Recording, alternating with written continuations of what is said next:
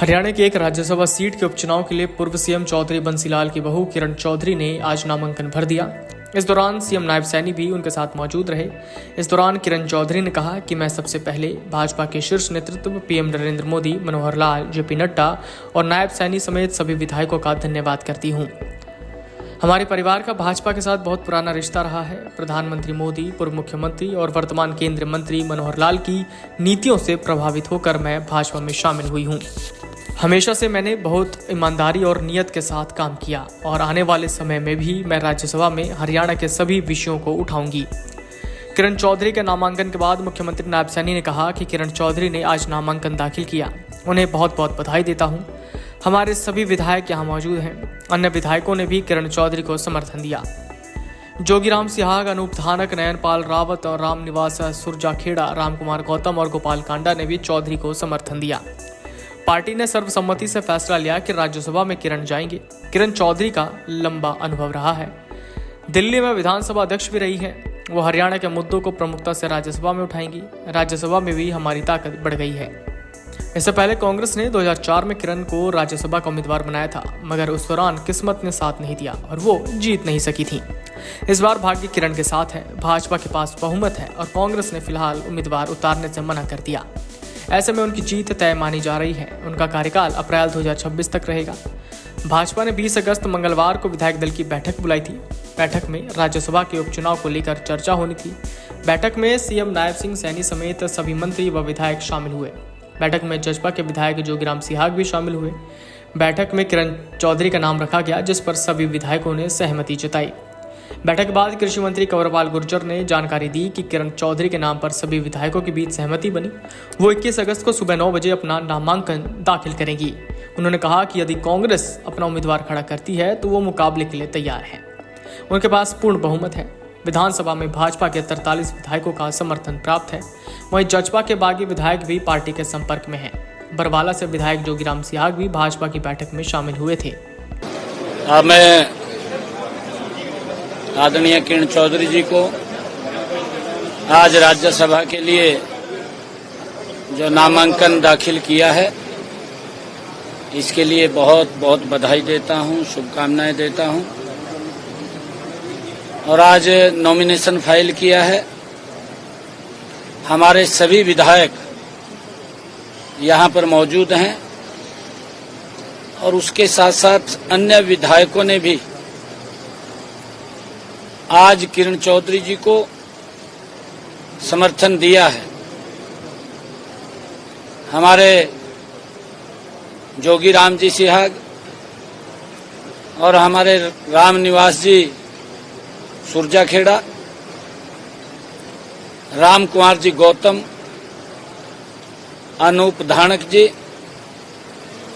और हमारे नयनपाल रावत जी, हमारे इन सब विधायकों ने भी और गोपाल कांडा जी, इन सब ने किरण चौधरी जी को अपना समर्थन पत्र दिया है। नॉमिनेशन फाइल हुआ है। मैं किरण चौधरी जी को इस अवसर के ऊपर बहुत बहुत बधाई देता हूं, शुभकामनाएं देता हूं। वैसे तो कल फैसला कर लिया था, चयन का मानदंड क्या रहा? राज्यसभा में उम्मीदवार का चयन का मानदंड क्या रहा? आपको बताएंगे ना, अभी नहीं। अभी आज तो हमने नॉमिनेशन फाइल किया है, आपको जरूर राज्यसभा के उम्मीदवार का चयन का बीजेपी का मानदंड क्या रहा? वो आपको बताएंगे। मैंने कहा है ना, बताएंगे आपको। हमारी वरिष्ठ नेत्री है किरण चौधरी जी और पार्टी ने सर्वसम्मत ये फैसला लिया है कि राज्यसभा में किरण चौधरी जी जाएंगी। आज किरण चौधरी जी ने नॉमिनेशन फाइल किया है।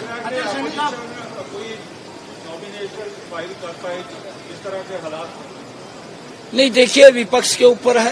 उन्होंने मना कर दिया है। विपक्ष के नेता ने कहा कि हमारे पास एमएलए नहीं है। देखिए, क्योंकि अलग अलग दल की रणनीति होती है, उनकी अपनी रणनीति है। हमने नॉमिनेशन फाइल किया है और पूरे विधायकों से जितने आवश्यकता थी उससे ज्यादा विधायकों ने किरण चौधरी जी को समर्थन दिया है और समर्थन पत्र 7 संलग्न है। और मैं बधाई भी देता हूं किरण चौधरी जी को आज नॉमिनेशन के ऊपर। किरण जी का राज्यसभा में जाना है, क्योंकि राज्यसभा में भी हमारे जो मेंबर रहते हैं, आपको एक क्या इनसे उम्मीदें हैं, हरियाणा के क्या इश्यूज जो हैं ये उठाएंगे? देखिए, ये आदरणीय किरण चौधरी जी का लंबा एक्सपीरियंस रहा है और लंबे समय तक विधायक भी रही हैं, दिल्ली में विधानसभा की अध्यक्ष भी रही हैं और हरियाणा की समस्याओं को मजबूती से उठाने का जो इनके पास एक विजन है, उस विजन से हमारे हरियाणा के एक बड़ा लाभ राज्यसभा में जाने से मिलेगा। हमारी ताकत राज्यसभा के अंदर हरियाणा की ओर बढ़ी है और मैं बधाई देना चाहता हूं किरण चौधरी जी को कि हरियाणा की समस्याओं को, हरियाणा की बातों को वो राज्यसभा के अंदर मजबूती से सरकार के ध्यान में लगाने का काम करेंगे।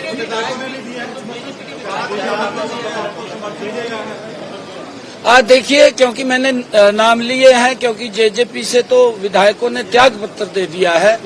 मैंने कहा है कि हमारे जो विधायक हैं, चाहे अनूप धानक जी हैं, जोगीराम सिहाग जी हैं, ये आ गए हैं, रामनिवास जी आ गए हैं, तो सभी विधायकों ने अपना मजबूत समर्थन किरण चौधरी जी को देने का निर्णय लिया। समय से पहले विधानसभा भंग करने की कुछ चर्चाएं मीडिया में चल रही है, तो क्या विधानसभा भंग करने का कोई फैसला? नहीं, कोई नहीं है। जब चुनाव की तारीख डेट तय हो गई है, 1 तारीख को चुनाव होने हैं, 4 तारीख को रिजल्ट आना है, ये तो तय हो गया।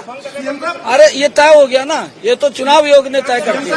सीएम साहब, गोपाल कांडा और रंजीत चौटाला में बड़ी लड़ाई छिड़ी है, रानिया सीट को लेकर खासकर।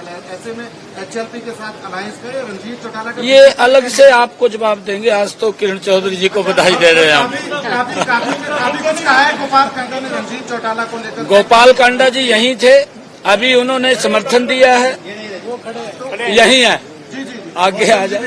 गौतम जी भी खड़े। ऐसे में रंजीत चौटाला जी का क्या है फिर बीजेपी में कैसे देख रहे हैं वो? कैबिनेट मंत्री नहीं, देखिए, चौधरी रणजीत सिंह चौटाला जी हमारी सरकार में मंत्री हैं और लोकसभा का चुनाव भी लड़े हैं। पार्टी ने उनको चुनाव लड़ाया है हिसार से, और कोई ऐसी लड़ाई नहीं है जो आप कह रहे हैं।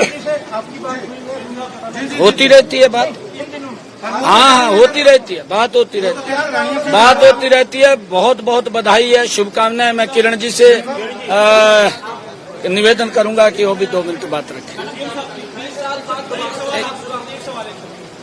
जो अल्पमत सरकार का दावा विपक्ष कर रहा था, आज जिस तरीके से बीजेपी के विधायक भी आपके साथ आए हैं, ये देने की कोशिश है क्या? नहीं, देखिए, सर्व दलों ने समर्थन दिया, कांग्रेस ने भी तो दिया है, दिया नहीं दिया, वो अपने घर में झांक करके देखें। ये भारतीय जनता पार्टी की विजय है और भारतीय जनता पार्टी एक मिशन को लेकर के काम करती है।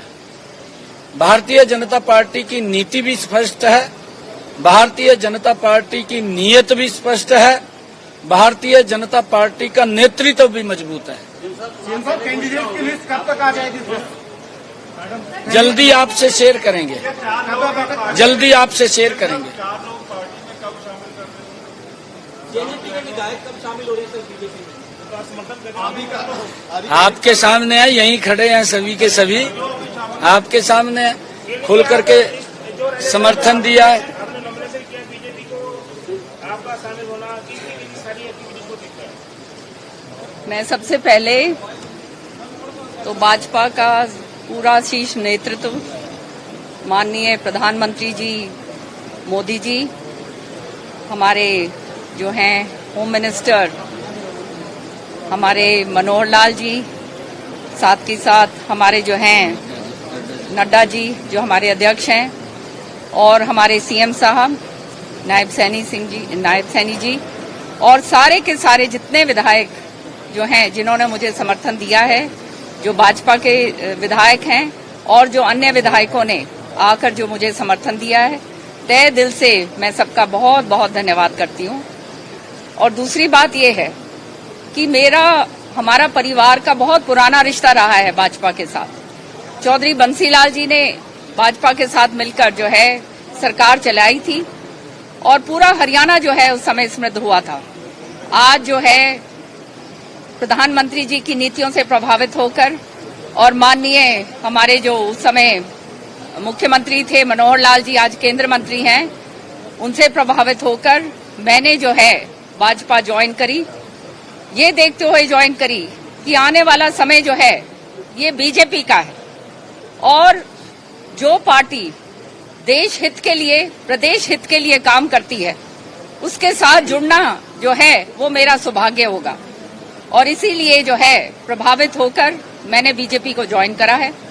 साथ ही साथ जो है आप जानते हैं कि हमेशा से मैंने बहुत ईमानदारी और नियत से काम करा है और आने वाले समय में जैसे नायब सिंह सैनी जी ने कहा, हमारे माननीय मुख्यमंत्री जी ने, कि विधानसभा कह रही हूँ, राज्यसभा के अंदर हरियाणा के सारे जो मुद्दे होंगे, आपने देखा विधानसभा में भी जोर शोर से उठाए हैं, उसी तरह से इसमें राज्यसभा के अंदर भी जो हरियाणा के जनहित के मुद्दे होंगे और जो पार्टी का जो हित होगा उसको सर्वोपरि रखते हुए मैं काम करूंगी।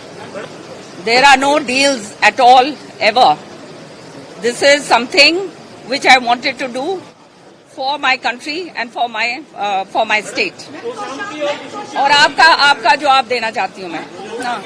ये आपने जो प्रश्न पूछा है, आज मैं सुबह याद कर ही रही थी ये कि देखिए भगवान कहाँ से कार्यकाल कैसे शुरू करता है चक्र को और कहाँ तक लाके खत्म करता है। उस समय जो है मेरे साथ छल हुआ था और मेरे साथ जो है धोखा किया गया था, जो कांग्रेस के अंदर हमेशा से हरियाणा के अंदर जो इनका नेतृत्व है वो बिल्कुल पूरी तरह से धोखा किस तरह से करा जाता है अच्छी तरह से जानते हैं। तो मेरे साथ 2004 में भी यही काम हुआ था और जिसका सिलसिलेवार राज्यसभा के अंदर आपने देखा काम होता आया है। मैं भाजपा पार्टी को, हमारे मुख्यमंत्री जी को, नायब सैनी जी को, मनोहर लाल जी को और हमारे जो है प्रधानमंत्री जी और हमारा शीर्ष नेतृत्व जो है सबको बहुत बहुत तहे दिल से धन्यवाद करती हूं कि उन्होंने मुझे मौका दिया और आज जो है वो 20 साल पुरानी बात जो है वो पूरी तरह से सच्चाई के साथ जो है आज सामने रखी है। मैं यहाँ पर अब जो है पूरे हरियाणा के अंदर जहाँ जहाँ आप जानते हैं चौधरी बंसीलाल जी का पुराना नाता रहा है, चौधरी सुरेंद्र सिंह जी का पुराना नाता रहा है और हर जगह पर जो है उनके समर्थक हैं, उनको पूरी तरह से भाजपा के अंदर जो है शामिल करवाई दिया है और आगे जो है चुनाव के अंदर जहाँ जहाँ पार्टी मेरे को भेजेगी और मेरा इस्तेमाल करना चाहेगी वहाँ पे मैं हमेशा के लिए हाजिर। Thank you. जो शीर्ष नेतृत्व जो भी आदेश देगा वो सिर माथे पे 45 साल 45 इयर्स मैंने कांग्रेस के अंदर बताए हैं। अब जो है अंतिम दम तक, अंतिम क्षण तक, जब तक इस शरीर में खून है, बीजेपी की सेवा करनी है और पार्टी की नीतियों को आगे बढ़ाते हुए चलना है। वहीं किरण जब कांग्रेस छोड़ भाजपा में शामिल हुई थी तो उस दौरान वो इसी शर्त पर आई थी कि उन्हें राज्यसभा भेजा जाए और उनकी बेटी श्रुति को तो शाम से विधानसभा चुनाव का टिकट दिया जाए। भाजपा ने अपना एक वादा पूरा कर दिया और अब दूसरे वादे की बारी है। हालांकि दूसरा वादा भाजपा के लिए इतना आसान नहीं होने वाला। कुछ अपवादों को छोड़ भाजपा में नीति रही है कि एक व्यक्ति एक पद। ऐसे में भाजपा यदि श्रुति को तोशाम से उम्मीदवार बनाती है तो पार्टी वर्षों से चली आ रही नीति से किनारा कर सकती है। हालांकि पिछले दिनों संघ के साथ हुई समन्वय बैठक में आरएसएस ने नेताओं के रिश्तेदारों को टिकट देने की वकालत की थी। अगर आप ये वीडियो YouTube पर देख रहे हैं तो हमारे चैनल को सब्सक्राइब करें और बेल आइकन को दबाना ना भूलें। अगर आप Facebook पर ये वीडियो देख रहे हैं तो हमारे पेज को लाइक करें।